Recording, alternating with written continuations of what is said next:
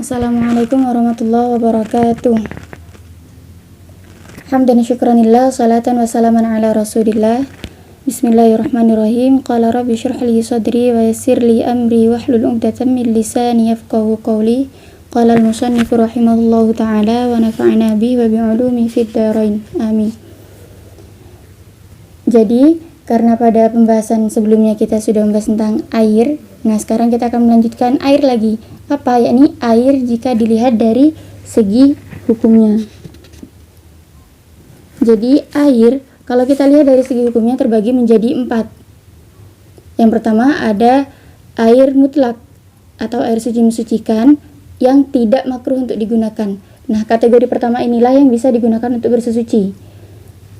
Apa yang dimaksud dengan air mutlak? Air mutlak adalah air yang tidak memiliki embel-embel apapun. Jadi ya air aja gitu, nggak ada embel-embel apapun.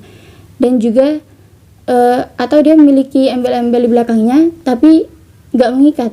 Contoh air sumur. Nah, air sumur memang ada embel-embelnya, air sumur di belakangnya, tapi nggak selamanya dikatakan air sumur. Jadi ketika air sumur itu kita pindah ke ember misalnya, bukan air sumur lagi kan namanya. Nah, itu kenapa disebut dengan air mutlak. Selanjutnya pembagian yang kedua, air mutlak yang makruh digunakan. Apa itu? Yakni air musyammas. Jadi, apa air musyammas? Air musyammas adalah air yang berubah menjadi panas dikarenakan terik matahari. Dan insya Allah di daerah kita nggak ada air musyammas. Jadi saya tidak akan menjelaskan lebih panjang terkait air musyammas. Juga air yang makruh untuk digunakan ada air yang terlalu dingin. Juga air yang terlalu panas, itu makruh untuk digunakan bersesuci. Nah, selanjutnya kategori air yang ketiga, yakni air yang suci tapi tidak mensucikan. Air suci tidak mensucikan ini dibagi menjadi 2, ada air mustakmal.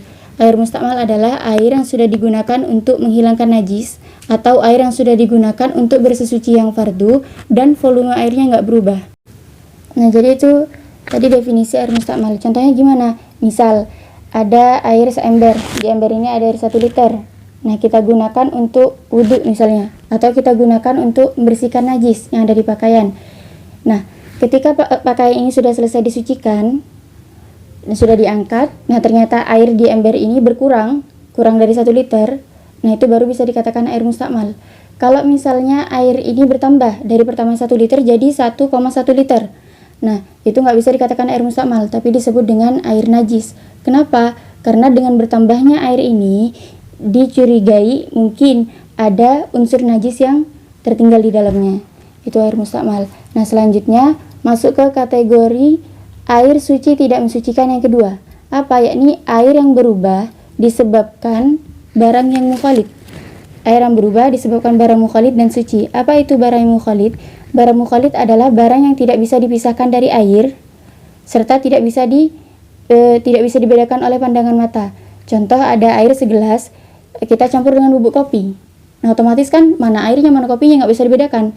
Nah, itu disebut dengan air mutaghayyir dan kita nggak bisa bersesuci pakai air-air yang telah saya sebutkan tadi. Nah, selanjutnya kategori air yang keempat ini adalah air najis atau air mutanajis. Jadi air najis adalah air yang sedikit yang kejatuhan najis, baik berubah ataupun enggak, itu disebut air najis. Atau air yang banyak, yang dimaksud dengan banyak di sini lebih dari 2 kulah ya. Air yang banyak kejatuhan najis serta berubah warna atau rasa atau baunya, itu baru bisa disebut dengan air najis.